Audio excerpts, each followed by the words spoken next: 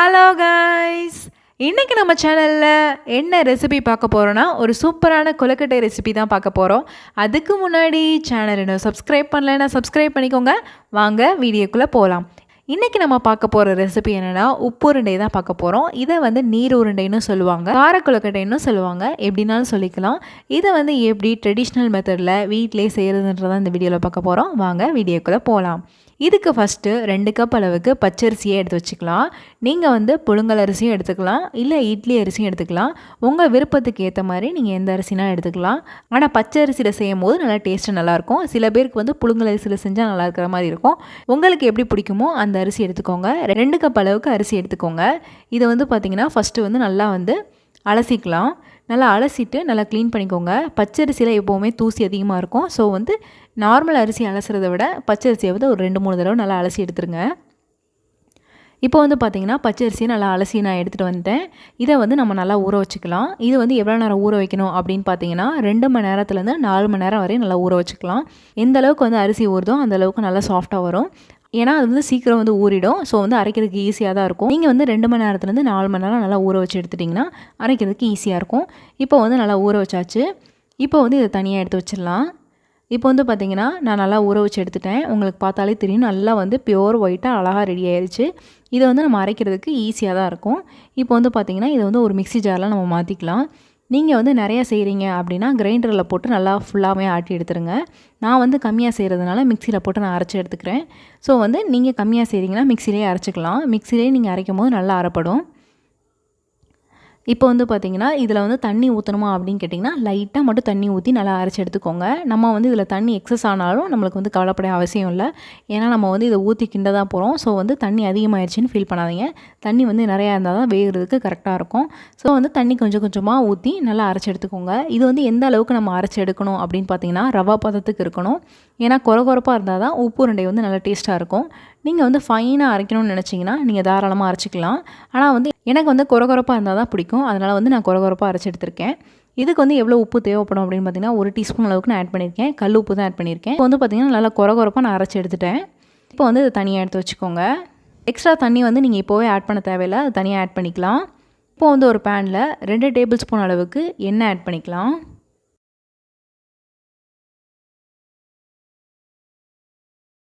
எண்ணெய் ஆட் பண்ணிவிட்டு 1 டீஸ்பூன் அளவுக்கு கடுகு ஆட் பண்ணிக்கோங்க. அதுக்கப்புறம் 1 டீஸ்பூன் அளவுக்கு உளுந்து ஆட் பண்ணிக்கலாம். அதுக்கப்புறம் 2 டீஸ்பூன் அளவுக்கு கடலைப்பருப்பு ஆட் பண்ணிக்கோங்க.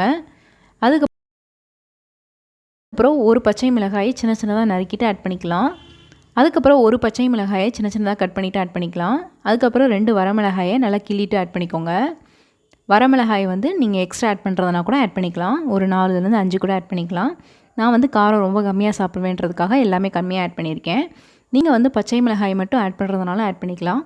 அப்படி இல்லைனா வரமிளகாய் மட்டும் ஆட் பண்ணுறதுனால ஆட் பண்ணிக்கலாம். பச்சை மிளகாய் மட்டும் ஆட் பண்ணுறீங்கன்னா 2-3 சேர்த்து எக்ஸ்ட்ரா ஆட் பண்ணிக்கோங்க. வரமிளகாய் மட்டும் ஆட் பண்ணுறீங்கன்னா ஒரு 4 ஆட் பண்ணிக்கோங்க. அப்படி 2மே சேர்த்து போடுற மாதிரி இருந்தால் என் அளவுக்கு போட்டுக்கோங்க. இப்போ பார்த்திங்கன்னா 2 பெரிய வெங்காயத்தை சின்ன சின்னதாக கட் பண்ணியிருக்கேன், அதை ஆட் பண்ணிக்கலாம். வெங்காயம் நல்லா வதங்குற அளவுக்கு நல்லா வதக்கிக்கோங்க.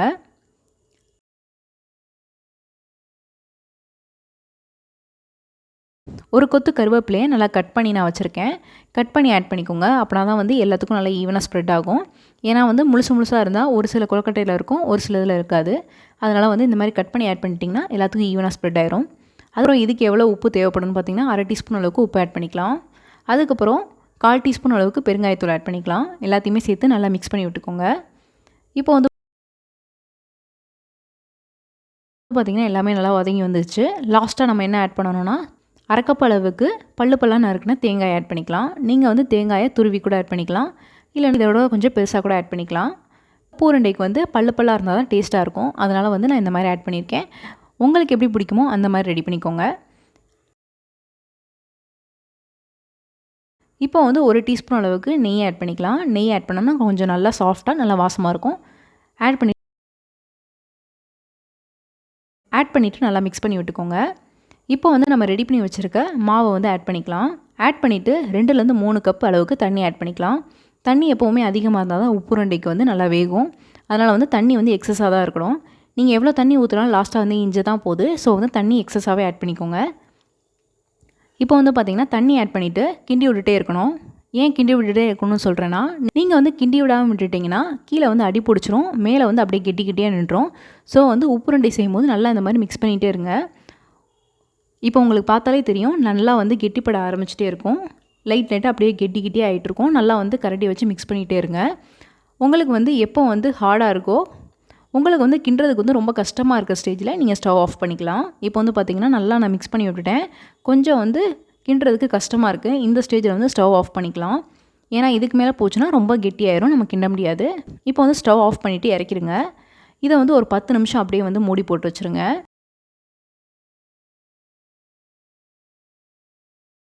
10 நிமிஷம் கழித்து கையில் நல்லா தண்ணி வந்து அப்ளை பண்ணிக்கோங்க. தண்ணி இல்லைனா எண்ணெய் இல்லைனா நெய் இதனால நீங்கள் அப்ளை பண்ணிக்கலாம். எதுக்கு அப்ளை பண்ணோம்னா, கையில் வந்து அந்த மாவு ஒட்டாமல் வரதுக்காக நம்ம அப்ளை பண்ணுறோம். அதே மாதிரி உருட்டும் போது நல்லா வந்து ஷேப் அழகாக நீட்டாக வரும். தண்ணி ஆட் பண்ணி நம்ம உருட்டும் போது நல்லா கையில் ஒட்டாமல், அது தண்ணி ஆட் பண்ணிவிட்டு நல்லா இந்த மாதிரி உருட்டி எடுத்துக்கோங்க. விரிசல் இல்லாமல் நல்லா உருட்டி எடுத்துக்கோங்க. இது வந்து பார்த்திங்கன்னா நீங்கள் பெருசாகவும் செய்யலாம், இல்லை இதை விட சின்னதாகவும் செய்யலாம். அது உங்கள் விருப்பம் தான். நீங்கள் பெருசாக செய்யும் போது உருண்டைகள் வந்து கம்மியாக வரும், சின்னதாக செய்யும் போது அதிகமாக வரும். நான் மீடியம் சைஸில் என் உள்ளங்கைக்கு அடக்கிற அளவுக்கு உருண்டைகளை உருட்டியிருக்கேன். நல்லா லட்டு உருண்டைகள் மாதிரி எல்லாத்தையுமே உருட்டி எடுத்துக்கோங்க. இதில் வந்து பார்த்திங்கன்னா எவ்வளோ வரும் அப்படின்னு கேட்டிங்கன்னா 25லேருந்து 35க்குள்ளே வந்து வரும். நீங்கள் அதை உருட்டுற சைஸை பொறுத்து.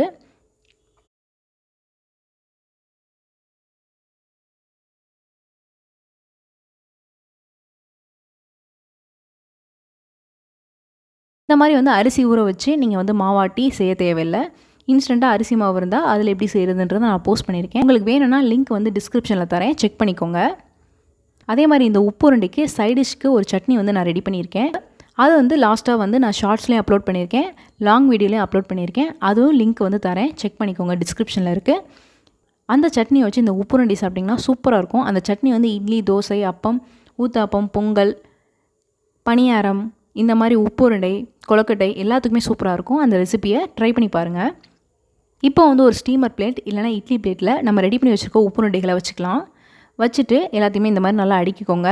நீங்கள் ஸ்டீமர் பிளேட் வச்சுருந்தீங்கன்னா அப்படியே டேரெக்டாக வந்து மொத்தமாக ஆட் பண்ணிக்கலாம். நான் வந்து இட்லி பிளேட்டில் தான் வந்து இதை வேக வைக்க போகிறேன். ஸோ வந்து எல்லாத்தையுமே அடுக்கி வச்சுக்கிறேன்.